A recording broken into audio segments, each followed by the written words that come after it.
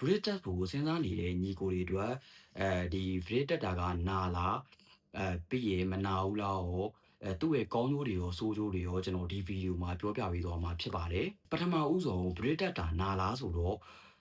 ့နာပါတယ်ဒီကောင်ဘယ်လိုမျိုးနာလဲဆိုတော့ဆက်ဦးဆုံးတက်ချင်းမှာတော့လုံးဝမနာပါဘူးဒါပေမဲ့တက်ပြီးတော့ဒီ8နာရီဝန်းကျင်လောက်ဆိုရင်တော့တော်တော်လေးကိုနာပါတယ်ဘာဖြစ်လို့ဆိုတော့ဒီကောင်ကဒီကျွန်တော်တို့သွားကိုဒီကျိုးနဲ့ဆွဲစီးလိုက်တာဖြစ်လို့ဒီသွားတွေကရွေ့သွားတယ်ဗျရွေ့သွားတော့တွန်းဝါတစ်ခုလိုဖြစ်ပြီးတော့သွားတွေကအရန်နာပါတယ်တက်ချင်းဆိုရင်တော့မသိတာပါဘူးတက်ပြီးလို့ကျွန်တော်တို့ဒီ8နာရီဝန်းကျင်လောက်ဆိုရင်အစားစားပြီဆိုတာနဲ့စသိတာပါပြီဘယ်လိုဖြစ်တာလဲဆိုတော့တခုဝါလာရင်သွားတွေပဲကျိုးကျင်တယ်လို့သွားတွေပဲကျွတ်ထွက်တော့မလို့အဲ့လိုမျိုးနာတာပါအဲ့လိုမျိုးနာတာကကျွန်တော်တို့စတက်ပြီးချင်းဒီတပတ်ကျော်လောက်ထိကတော့ကောင်းကောင်းယူနာပါတယ်ဒီနောက်ပိုင်းကျရင်တော့တိတ်ပြီးတော့နာကျင်မှုတော့မခံစားရတော့ဘူးဒါပေမဲ့အစားအသောက်တွေဝါတဲ့ခါကျရင်တော့နည်းနည်းလေးတော့တိတာသေးတယ်ကျွန်တော်တို့ဒီဖရဲသီးတို့ပြီးရင်ဇီးသီးတို့စားမယ်ဆိုရင်ဗျာတော်တော်လေးကိုဂရုစိုက်ရတယ်ဗျာဘာလို့ဆိုတော့ဒီအနောက်အန်နဲ့ဝါတာတို့ဘာလို့ဆိုရင်ဒီအနောက်ကဟိုပါဟိုဒီတွန်းနှန်းကျိုးလေးကပြုတ်ထွက်တတ်တယ်အဲ့လိုမျိုးတကယ်လို့ပြုတ်ထွက်သွားဆိုရင်ကျွန်တော်တို့ဒီကိုတက်ခဲ့တဲ့ဆေးကံကိုပြန်သွားပြီးတော့ပြန်လောက်ရတယ်ပေါ့ဗျာအဲ့ဒါကြောင့်မို့ကျွန်တော်တို့ဒီ break တက်ထားမယ်ဆိုရင်တော့ဒီနည်းနည်းမာတဲ့အစားအစာတွေဆိုရင်ဒီတေချာလေးဂီယူဆိုင်ပြီးတော့စားမှအဆင်ပြေမှာပါပြီးရင်ကျွန်တော်တို့ဒီရှည်သွားတွေနဲ့မုတ်ခွန်အိတ်ဖောက်တာတို့ပြီးရင်တခုခုကိုက်မိတာလို့ဆိုရင်လည်းရှည်သွားတွေကနာတယ်ဗျာအဲ့ဒါကြောင့်မို့ break တက်ထားရဲဆိုရင်တော့ဒီရှည်သွားတွေကိုများသောအားဖြင့်မတုံးတာပို့ပြီးတော့ကောင်းပါတယ်ကျွန်တော်ဆိုရင်တော့ဒီအန်သွားနဲ့ပဲဝါပါတယ်မုတ်ခွန်တွေပါလေဖောက်ရရှိရဆိုရင်လည်းလက်နဲ့ဖောက်လို့ရရင်ဖောက်တယ်လက်နဲ့ဖောက်လို့မရအောင်ဆိုရင်ကက်ကြီးနဲ့ညှက်လိုက်တာအကောင်းဆုံးပါရှည်သွားတွေတော့ကျွန်တော်လုံးဝမတုံးပြဘူးဗျာဒီရဲထဲမှာကျွန်တော်ဆိုရင်ဒီ break တက်ထားတာကဒီတလားကြော်ဝါးကြီးဗျာတလားကြော်ဝင်းကျင်မှာဗာတိတာဝါလဲဆိုတော့ကျွန်တော်သွားအရင်တုန်းကဒီလိုမျိုးပုံစံပါခု break တက်ပြီးလို့တလားကြော်ဝင်းကျင်မှာဆိုရင်ကျွန်တော်ဒီရှည်သွားတယ်ဆိုရင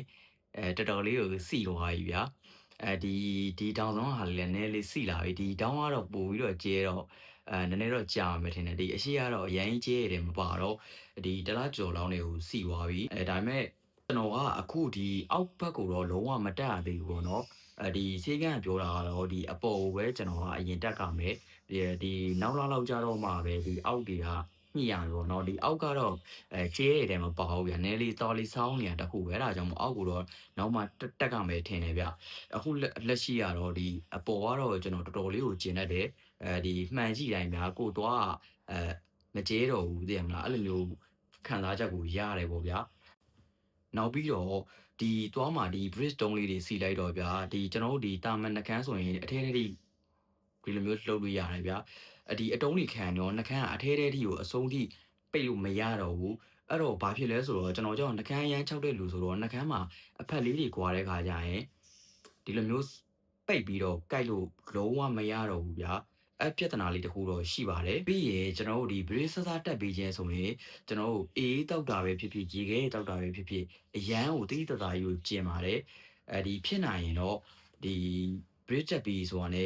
ဒီအရန်အေးတာတွေပါရတော့မစားစေချင်ဘူးဗျာဘာလို့ဆိုတော့အသွားကျင်တာအရန်ကိုတိတာတယ်ကျွန်တော်ဆိုရင်အခုတလားကြော်သွားပြီဗျာတလားကြော်သွားတော့မှဟိုဆဆတက်ချင်းတော့တော့မကျင်တော့ဘူးဆိုရင်ပဲနည်းနည်းလေးတော့ကျင်တော့မယ်နောက်ပိုင်းကျရင်တော့ဘယ်လိုလာအောင်လဲမပြောတတ်ဘူးဘာလို့ဆိုတော့ကျွန်တော်တက်ထားတာလေတလားကြော်ပဲရှိသေးတာဟုတ်သွားရမ်းကျင်းနေဆိုရင်တော့ဒီ brace တက်တာတကယ်ကိုကောင်းပါတယ်အရန်မတိမတာလောက်လေးဆိုရင်တော့ဗျာမတက်နဲ့ဗျာရှင်းရင်ပြောတာဘာလို့ဆိုတော့ဒီ brace တက်တာဒီအချိန်လဲပေးရတယ်ပြီးရင်ငွေကုန်ကြီးကြလဲများတယ်ဗျာအဲ့ဒါကြောင့်မို့အရန်မလိုအပ်ဘူးဆိုရင်တော့မတက်နဲ့ပြီးရင်ဒီကောင်ကထိမ့်သိမ်းရတာလေအရန်ကိုခတ်တယ်အစားတောက်တွေလည်းရှောင်ရတာများတယ်ဗျာအဲ့ဒါကြောင့်မို့ကိုသွားချင်တွေကတော်တော်လေးကိုစိုးနေဆိုရင်တော့ brace တက်လိုက်အဲ့ဒါအကောင်းဆုံးပဲဒါပေမဲ့ brace တက်ပြီးသွားရင်လည်းပြီးလားဆိုတော့မပြီးသေးဘူးဒီဓာကြီးပြီးဖြုတ်ပြီးသွားရင် retainer ဆိုတာတက်ရှိသေးတယ်အဲ့ဒါကြီးကကျွန်တော်တို့တက်ထားအောင်ပါဗျာဘာလို့ဆိုတော့အဲ့ retainer မတက်တဲ့အခါကျရင်ဒီသွားဟို